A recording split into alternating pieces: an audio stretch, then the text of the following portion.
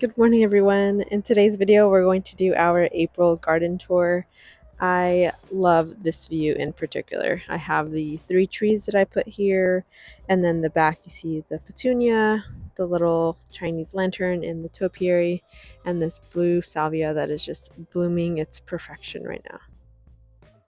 So I'm going to hopefully be able to swap through some tags that I brought because I tend to get a lot of these names wrong or forget them, and I don't want to do that, and just like a little bit of homework and effort on my end. So first we have this middle one is a Jane Magnolia. This is to be in full sun, spring flowering, and the height of 10 to 12 inches high. Next to that we have is the Crepe Myrtle, Soju Crepe Myrtle, full sun as well, and mature height of 14 feet. So these 3 are large. They're just there now because they're smaller, and I think it'll be cute together just seeing those flowers. But I am aware that I need to move at least one of these for it to go into its full growth span. Dogs running around. And then the last one here we have is a Delta Blue Chaste tree, another full sun. This one can be formed into a tree or a shrub, but the average mature height is 8 to 10 inches or 8 to 10 feet. This one I love for the blooms. Here in April, they've actually started to come out. Prior to this, they had just been like this, where they were growing their forms but hadn't bloomed just yet. See if it'll growing its form but hadn't grown just yet. So here in April, we actually got to see some buds form or some blooms form. So those are the 3 in my favorite view. But down below, I sowed these petunias as well from Baker Creek seeds. And yesterday I actually saw this one. It is a Super Bisma Giant Alba from Baker Creek. Look at this. Hopefully I can zoom in. Yeah. So this one is pretty giant and ruffly as opposed to the petunias like this. Of the whole packet, I want to say like maybe 4 actually germinated, so I might need to get more of these if I want an abundance, or take extra precaution to sow them separately, because this year I sowed them in a tray together, just sprinkled them across the soil, lightly tamped it down, and then really left it for about 2 months until I actually started seeing some blooms. Pulled them apart and then plopped some into the ground and some into a pot over there. We have a few in the back fence that we'll see as well. Now moving our way to the back of the fence, we have a bunch of caladiums that I sowed in our planter area, our cut flower area, and I actually picked a few of them out because it was getting pretty bushy and placed them here just into the soil, and they've seemed to enjoy this location. It is protected from excess water from our awning up above, so it really only gets the watering that I provide from a hose. So I do need to keep up with watering these on a consistent schedule about every other day. I have 2 poppies in here. They're bread poppies. I'm not sure when they bloom. It has been almost since maybe January, February that I sowed those, and haven't seen any. This is doing great, just getting greener and greener. Now this is a Rockin' Blue Suede shoes. Rockin' Blue Suede shoes from Proven Winners, full to part sun, and in this location it gets part sun. The sun doesn't reach here till about 2 in the afternoon. I'll say 1 or 2 in the afternoon if this will. Okay, minimum spacing 18 inches. It's 1 in each of these terracotta bowls. Zones 9A to 11B. So here I'm 9B, and these have done well. They overwintered, where we had actually cold winter this year. And every now and then when I see that the bulbs, the little blooms, have died out, like this one, I just go ahead and snap it in the middle where the 2 off branches are, and then just leave it on the ground. Really, I'll crumple it up, have that decompose, and then that way it's not a bunch of burnt out blooms on the plant. We'll pan over. We have these salvia from last year. They also overwintered really well. I did cut them down to the ground technically. Let's see, here's a branch here, and we can see 2 offshoots from that. So these did die back, so I cut them last year, kept them consistently watered, but in the winter stopped watering, and they've come back for me. Here we have some buttercups that I transplanted from actually my mom's garden. There's a little bloom coming. I transplanted them from my mom's garden, and then put them here, I want to say February timeframe, and actually starting to see some buds forming and a few blooms even as well.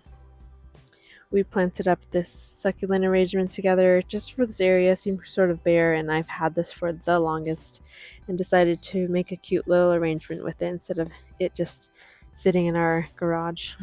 So I want to take a closer look at this Chinese lantern. We did this in December as gifts for our family members, and I've kept this one for my mom in particular. I wanted it to get larger in order to give it to her to actually sew into the ground. But in this situation, I pinched the top, and what happened there is it made offshoots. So I'm not sure this is going to get any taller, but it is tending to get more bushier. So this might just have to be a topiary gift for her. Here's some more of those petunias that we sowed from seed from Baker Creek. So from that side of the back of the house, we have this side, and I planted 3 white Indian hawthorns. These bloom in spring, which we saw these white spiral blooms, 4 to 5 feet wide and height. So I want this to be a shrub hedge here. We move over to the second terracotta bowl with the other rock and blue suede shoes salvia from Proven Winners. And in here, I want to say it was a dud. I planted a ton of English daisies, but they were taking so long to actually bloom, and I figured it was just too tight, and that was causing it not to bloom. So I picked them all out. I picked up a few of these annual salvias from the store and this little asparagus fern, so I'm going to plop that in there. But for my lesson for this my lesson from this for next year's are to just plant some annuals that have already shown blooming instead of seeds, because it was too long of a wait for me. And here we have a Sweet Caroline sweet potato vine. It does really well. This one overwintered from last year as well. And this is our second chaste tree. It does get less sun than the one that we saw earlier, so less blooming, and I imagine, or I'm going to put that towards the lack of sun. And that is the view of the back of the house. We'll move over to the fence garden now too. Now here we're at the back of the fence garden. This is my other favorite view. Down below we were watching these Crispidia grow from just the small mound of green leaves, just getting bulkier and bulkier, till now here in April we actually see some blooms. So this is Little Bang Daybreak Crispidia. It is a perennial. It requires 6 hours of direct sun, 6 to 12 inches height, 12 to 18 inches wide, blooms summer through fall. And these have definitely started here in spring. Every now and then when you see these spent blooms, I'm going to come in here and prick them, ideally down from the stem, so it's not just a bunch of sticks sticking out. I'll go farther down and pull the longest stem length I could do. Then we have these hostas next to that. These are newer hostas, at least new for me. I hadn't had anything here before, but let me pick up my tags here. We have this cute topiary here doing well. Those are Eugenias, I want to say. And then I picked up some white spires salvia, mystic white spires salvia, and I'm just placing it there to see if I like it for the couple of days. And if I do like that location, then I'll pop it in here over the weekend. Down below we had some celosia that I sowed as a winter sowing, so I popped them in here. I started them just in a water bottle, kept them outside, make sure the soil was moist, and then once I saw good leaf growth, I went ahead and put them here. Here's another view at that petunia that I sowed from Baker Creekside. These are so vibrant. It is called the Violet Wild from Baker Creekside.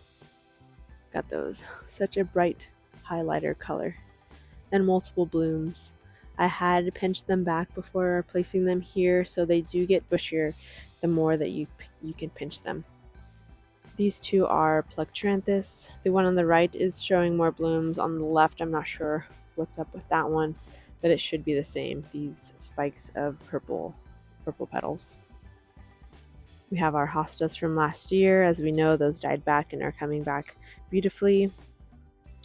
Down below from that, we have a good clump of Blew My Mind proven winners of Ovulus. Those bloom earlier in the day. Right now it looks like they're kind of starting to open, but you'll see a ton of those blue flowers. Our other topiary grasses are doing great. The hosta and the heather below are doing great. These snapdragons are from Botanical Interests.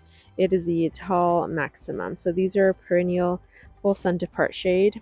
Here it gets that full sun in the summer and part shade in the winter days. So I sowed these in a flower bed and transplanted them into here, and they have taken beautifully. Look at these massive clumps, and they are definitely tall. Next to that is our Painted Lady Hibiscus, also a return from last year. Painted Lady Hibiscus, summer, spring, and fall blooms. Last year, what I did note was these tips were only providing one bloom. Now here this year, I see they are forming 3 to 4 buds per end, which is really exciting. So I'm expecting a ton more flowers this year. We have our Japonica camellia down there. I think it's Professor Sargent. They had a ton of pink double, looks like peony blooms. So that one was definitely a win. I am starting to see these brown spots on the leaves though. So I need to look that up, make sure I can treat it, or if it's damaged, do I just cut it off? So I need to do some research there on that camellia. Down below, some more of those petunias. This is where I planted half of them. The other half was by the trees. So I'm hoping it'll take that area. Next to that is our sweet potato vine, Sweet Caroline. And then down below, I planted 4. Oh no, I think my dog just snapped this one. How unfortunate. So I planted 4 of these. I want to say they're amaryllis. They were sold as iris last year. I grew them. These same leaves formed, and I didn't see any.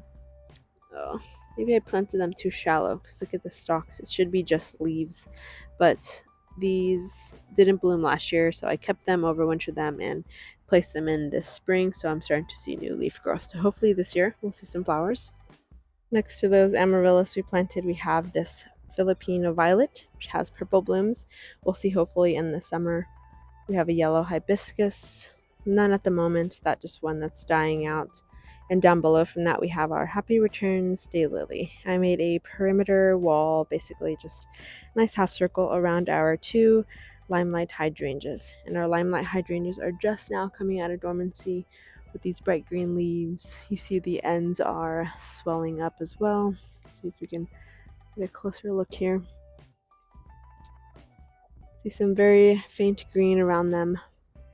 And I went ahead and trimmed about half of the stems because I wasn't sure if this blooms on old wood or new wood, and I wanted to just sort of hedge a safe bet there. We'll get half the blooms, but we'll get some no matter what I did. So I also provide fertilizer for these every month. Just plant tone, sprinkle it around the drip line, and then give it a good watering in. All right, that's our April garden tour, everyone, at least the backyard. I can pan over to the front yard if you guys stay around as well. And I want to show the side of my house where we have the planter beds as well, and just give you guys a little bit details on what I'm planning to do in the months here getting ready for summer.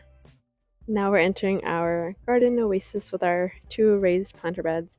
Here we have Crispedia. My plans for here, well, this whole flower bed is to do sunflowers. So these need to come out soon. It's sort of, if it took longer than 3 months, it's not something I'm going to maybe try to grow again. These cosmos grew within a month, but they're not the longest for the vase that I use for my dining room table. So I can't really use it as a cut flower.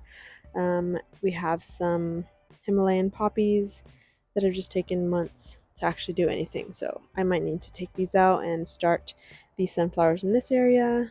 I want to keep these love in a mist, see them a little bit longer to bloom. Then we have Crispidia ball here at the very end. Here I'm going to take them out, put them into a container, and just keep them alive outside of this planter bed because I want these Crispidia balls in my landscape. And the second one here, we planted up a bunch of dahlias together.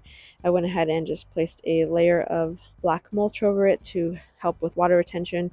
So this one's good and ready to go for summer. We have a few that didn't pre-sprout, so just giving them a little attention on their own. This one I want to put in a container so I can move it around. So this is the view as we walk out of my house. We also planted this together, the front entry garden area. So if you want to know what plants are there, go ahead and watch that video as well.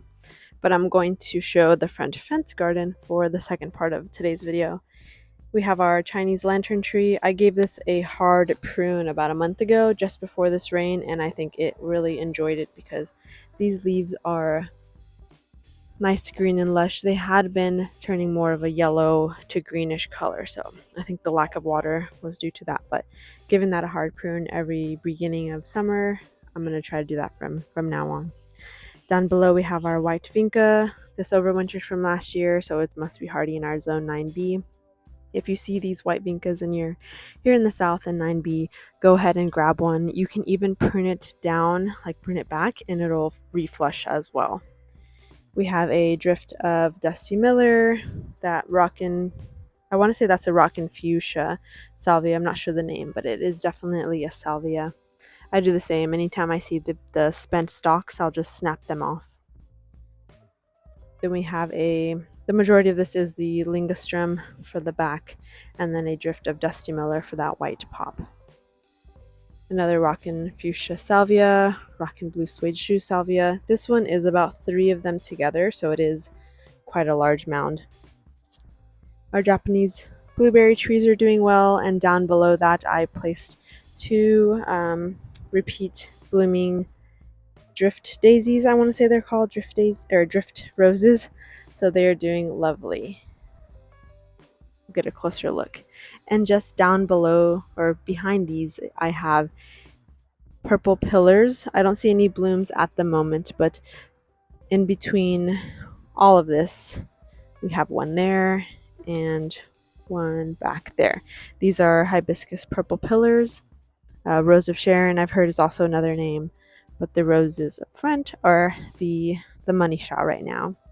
And then down below, I planted a drift of Happy Return daylilies as well. So here in summer, we'll see yellow little lilies at the bottom of this. So my hopes is all together we'll get the purple pillars up in the back, these roses to bloom, and the Happy Return daylilies all at once. That's the overarching goal here. So that's the end of today's garden video. Besides this, I have a ton of little just plants on the other side of the yard, but I hope you guys stick around for summer and see what we can get to bloom as well. Thank you again for spending time with me today.